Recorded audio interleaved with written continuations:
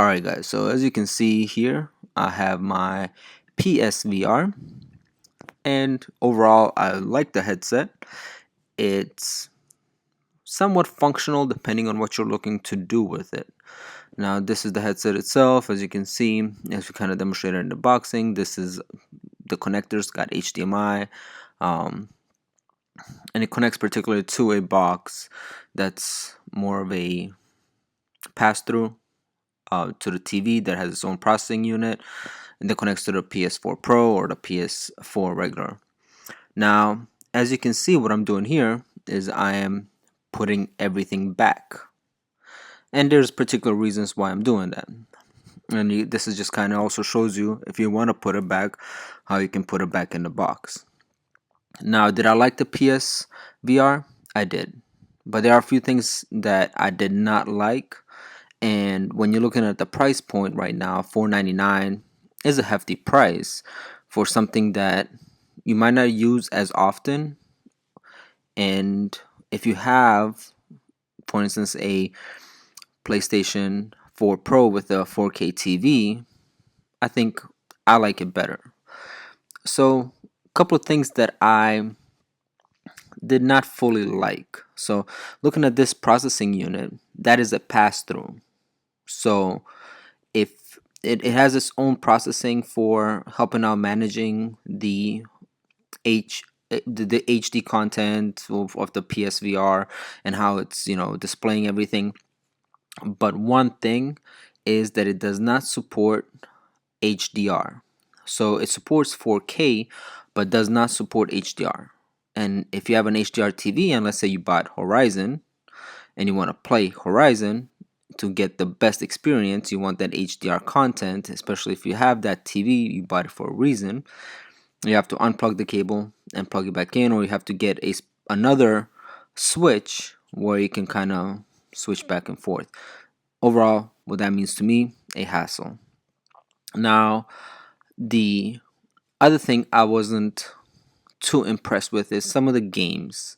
So the games that come in the box are at least in this bundle, was the PlayStation Worlds.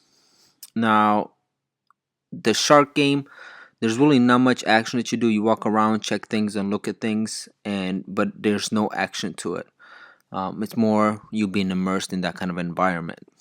Now, the one game that I did like was the London Heist, but was very disappointed at the length of it. It was a very short game, and you can replay it to get extra points, but it was very short. I tried other games on the PlayStation Network and PlayStation Store overall and downloaded it. And the scary games are fun, but it's not something that I constantly can keep playing, especially with the graphics. I bought the PS4 Pro. I have the 4K TV. I have HDR. I like shooters. I like fast-paced games.